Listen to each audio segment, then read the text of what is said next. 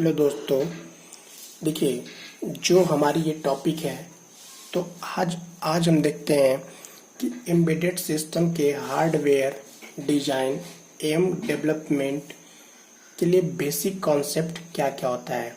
यानी कि देखिए सबसे पहले हम जानते हैं कि एम्बेडेड सिस्टम के हार्डवेयर डेवलपमेंट संबंधी घटक क्या क्या होते हैं।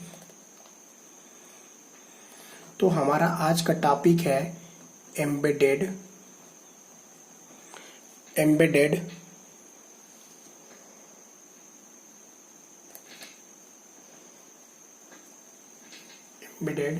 सिस्टम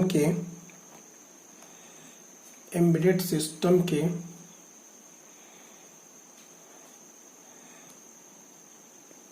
हार्डवेयर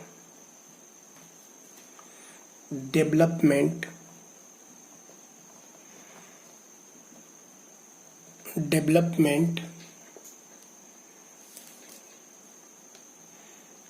संबंधी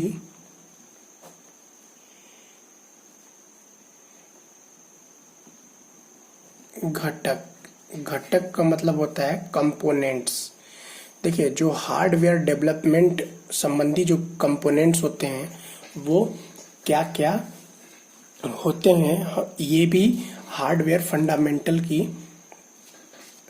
सेकेंड यूनिट का है। देखिए तो पहले हम किसे कहते हैं ये सब चीज़ें थोड़ा जान लेते हैं। एम्बेडेड सिस्टम के हार्डवेयर डेवलपमेंट, तो देखिए एम्बेडेड हार्डवेयर डिजाइन तथा डेवलपमेंट प्रोडक्ट, जो एम्बेडेड हार्डवेयर डिजाइन होती है जो एम्बेडेड हार्डवेयर डिजाइन होती है एंड डेवलपमेंट जो प्रोडक्ट होता है, एम्बेडेड डेवलपमेंट प्रोडक्ट भी इसको हम कहते हैं। यानी डेवलपमेंट प्रोडक्ट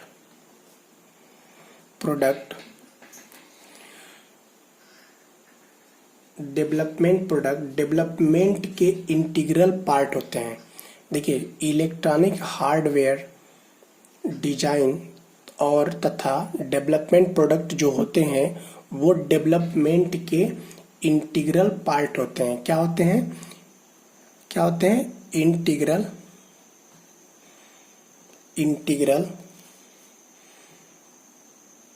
पार्ट होते हैं। ठीक, इसके अंतर्गत एम्बेडेड सिस्टम डिजाइन या सॉफ्टवेयर डिजाइन तथा उसके डेवलपमेंट के लिए प्रदान की जाने वाली सेवाएं आती हैं। क्या आती हैं? इसके अंतर्गत क्या क्या आती हैं? Embedded system design, software design तथा उसके डेवलपमेंट के लिए प्रदान की जाने वाली सेवाएं आती हैं। ठीक है, तो हार्डवेयर डिजाइन जो होती है वो माइक्रो कंट्रोलर, जो हार्डवेयर डिजाइन होती है, हार्डवेयर डिजाइन वो क्या होती है? माइक्रो कंट्रोलर,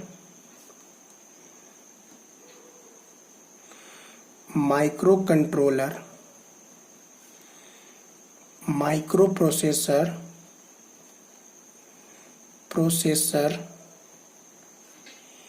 ठीक है, प्रोसेसर एवं छोटे छोटे FPGA सिस्टम के लिए होता है। जो हार्डवेयर डिजाइन जो होती है वो किसके लिए होता है? माइक्रो कंट्रोलर और माइक्रो प्रोसेसर एवं छोटे छोटे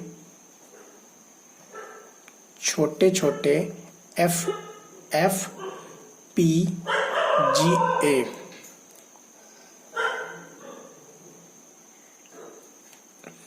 के लिए, FPGA सिस्टम के लिए होता है। ठीक है, फिर देखते हैं हम इसमें कि मैकेनिकल एवं इलेक्ट्रॉनिक्स दोनों हार्डवेयर डिजाइन सॉफ्टवेयर डिजाइन के साथ पैरेलल में किए जाते हैं। इसमें क्या होता है? मैकेनिकल एवं इलेक्ट्रॉनिक्स जो दोनों डिजाइन होती है, यानी कि हार्डवेयर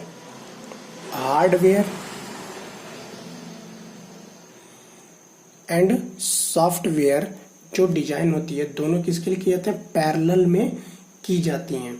हार्डवेयर डिजाइन प्रोसेस से इलेक्ट्रॉनिक डिजाइन, जो हार्डवेयर डिजाइनिंग प्रोसेस है उससे इलेक्ट्रॉनिक्स डिजाइन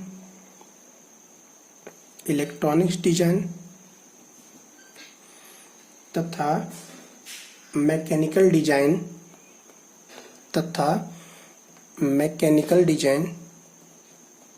दोनों ही आते हैं। मैकेनिकल डिजाइन, इसका क्या मतलब है कि जो हार्डवेयर डिजाइन प्रोसेस होती है उसके अंतर्गत इलेक्ट्रॉनिक्स डिजाइन तथा मैकेनिकल डिजाइन दोनों ही आते हैं। ठीक, एम्बेडेड सिस्टम डिजाइन के दौरान हार्डवेयर डिजाइन का कंसेप्चुअल डिजाइन प्रोसेस स्टार्ट हो जाता है। देखिए, एम्बेडेड होता है, एम्बेडेड सिस्टम डिजाइन के दौरान सिस्टम की जब भी हम एम्बेडेड सिस्टम डिजाइन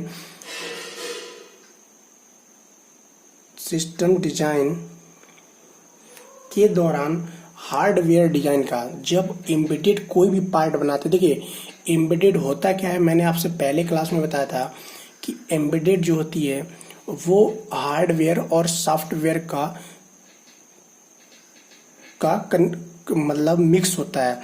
उसमें क्या होती है, हार्डवेयर में सॉफ्टवेयर ऐड होता है। ठीक है, तो इसका क्या मतलब है, एम्बेडेड सिस्टम जो डिजाइन होती है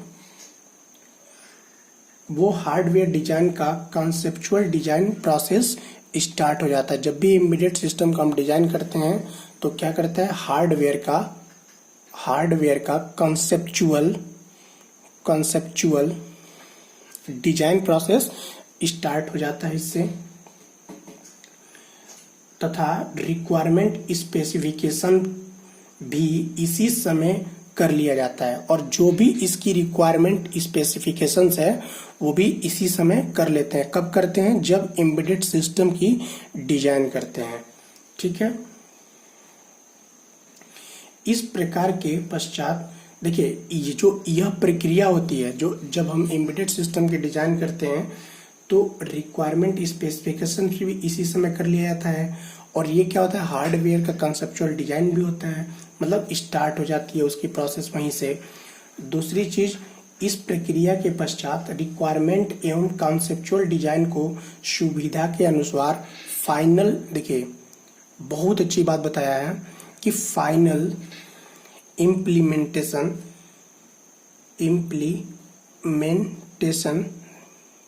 देखिए एम्बेडेड सिस्टम के जो हार्डवेयर डेवलपमेंट संबंधी घटक या डिजाइन है उसके बारे में देखिए कितनी बढ़िया बात बताई है कि जो ये प्रक्रिया होता है ना, इसके पश्चात जो है जो रिक्वायरमेंट होता है कॉन्सेप्चुअल डिजाइन का को सुविधा के अनुसार फाइनल इम्प्लीमेंटेशन के लिए प्रोसेस को आगे बढ़ाया जाता है।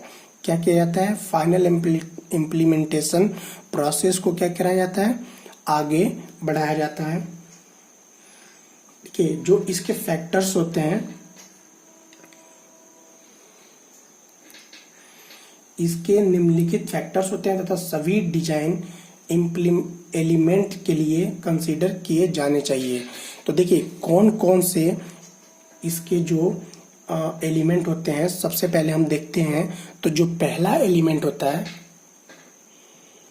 ध्यान दीजिए, जो एलिमेंट होता है वो होता है बिल ऑफ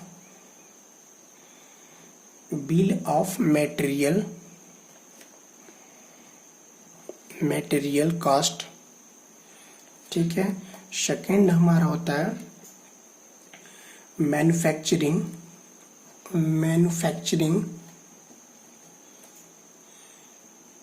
कॉस्ट, यानी उत्पादन कीमत की, जो हम एम्बेडेड सिस्टम बनाते हैं उसकी उत्पादन कीमत कितनी है।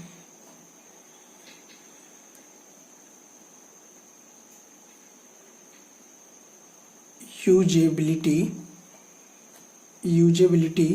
यानी इसकी उपयोगिता क्या है। देखिए, मैंने आपको फर्स्ट क्लास में बताया था एम्बेडेड सिस्टम किसी एक पर्टिकुलर टास्क के लिए बनाया जाता है, यानी कि वो इलेक्ट्रॉनिक्स का ऐसा है कि जो जिसके एक पर्टिकुलर टास्क, जैसे ओवन होता है वो क्या करता है, खाने को केवल गर्म कर सकता है, फ्रिज जो होता है वो केवल ठंडा कर सकता है। तो वो एक पर्टिकुलर टास्क पे जो देखिए, जैसे हम वॉशिंग मशीन होती है उसमें हम कपड़े पे एक सेट कर देते हैं एक टाइमिंग के द्वारा, कि जैसे जब उसकी टाइमिंग होती है तो कुछ उतने देर वो चलता रहता है, फिर वो क्या होता है अपने आप जो एक टाइमिंग सेट कर देते हैं उसके अनुसार वो क्या करता है बंद हो जाता है फिर से।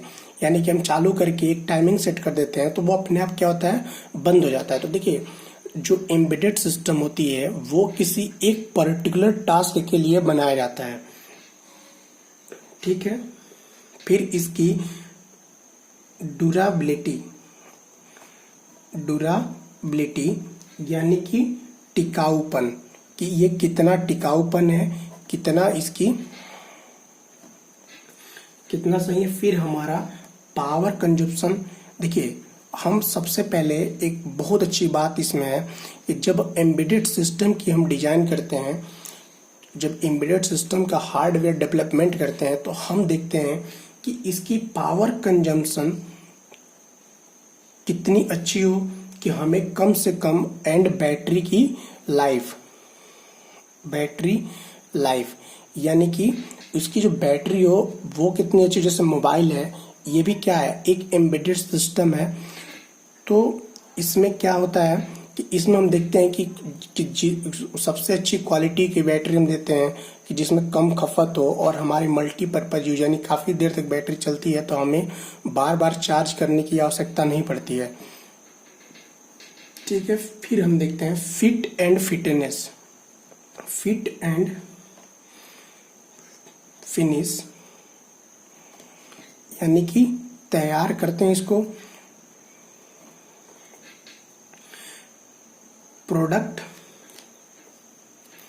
जो प्रोडक्ट होती है, प्रोडक्ट इमेज तैयार करते हैं। फिर डिजाइन फॉर मैन्युफैक्चर,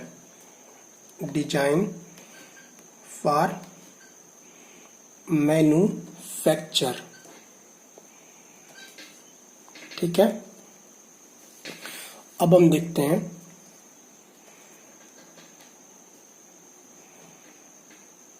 9 यानी कि उत्पादन के लिए डिजाइन,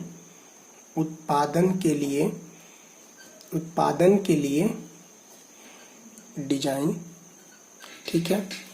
देखिए, ये जो होता है डिजाइन फॉर मैन्युफैक्चर, इसका क्या मतलब होता है, उत्पादन के लिए डिजाइन बनाते हैं। अब देखिए, फिर हम इसमें क्या देखते हैं, रिपेयर कास्ट इसकी कितनी है, कि अगर हम इसका रिपेयर कराएंगे तो उसकी कास्ट कितनी होगी। फिर हम देखेंगे उसमें हीट डिसिपेशन यानी कि ऊष्मा का क्षय कितना होता है। देखिए, जब भी हम एम्बेडेड सिस्टम का डिजाइन करते हैं तो इसमें ये सब चीजें जो होती हैं, जो इसके हार्डवेयर का जब डेवलपमेंट करेंगे तो सबसे मेन चीज यही हम केयर करते हैं कि इसमें देखिए, जैसे कि हीट डिसिपेशन,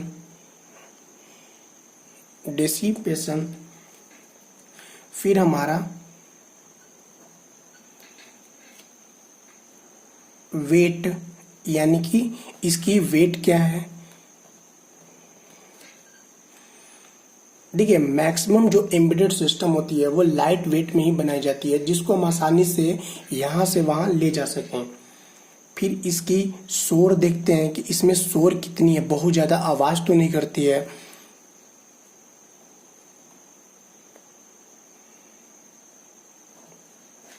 फिर आपकी इलेक्ट्रॉनिक्स का आकार देखेंगे, इलेक्ट्रॉनिक्स की साइज देखते हैं और पैकेजिंग डिजाइन के साथ कॉन्फ़िगर करते हैं। पैकेजिंग डिजाइन के साथ कॉन्फ़िगरेशन करते हैं। तो देखिए, जो एम्बेडेड सिस्टम का हार्डवेयर जब डेवलपमेंट करेंगे तो उसका मुख्य घटक क्या क्या होता है?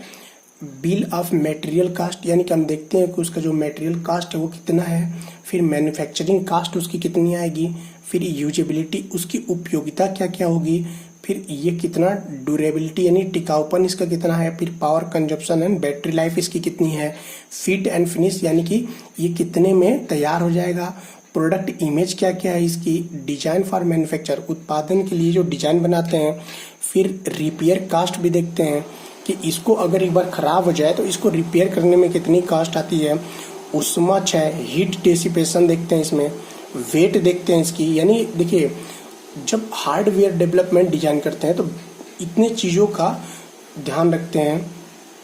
तो ये हमारा हो गया आपका एम्बेडेड सिस्टम के हार्डवेयर डेवलपमेंट संबंधी घटक और इसकी डिजाइन का कि कैसे करते हैं। तो हार्डवेयर डिजाइन का बेसिक कॉन्सेप्ट है ये, ठीक है। फिर हम आपको देखिए, हमने आपसे बताया था कि जो माइक्रो प्रोसेसर माइक्रो कंट्रोलर रहती है, तो देखिए अगला जो मैं टॉपिक बताऊंगा वो पहले आपको माइक्रो प्रोसेसर्स के बारे में पूरी डिटेल बता दूंगा, उसके बाद एम्बेडेड सिस्टम का देखिए डिजाइन डेवलपमेंट प्रोसेस के बारे में बताऊंगा कि जो डेवलपमेंट प्रोसेस होती है, इलेक्ट्रॉनिक डिजाइन प्रोसेस जो होती है वो कैसे होती है, वो उसके बाद ही मैं बताऊंगा। तो अब पहले मैं बताऊंगा आपको माइक्रो प्रोसेसर के बारे में कि थोड़ी माइक्रो प्रोसेसर और माइक्रो कंट्रोलर के बारे में अगली टॉपिक में हम डिस्कस करेंगे, ठीक है।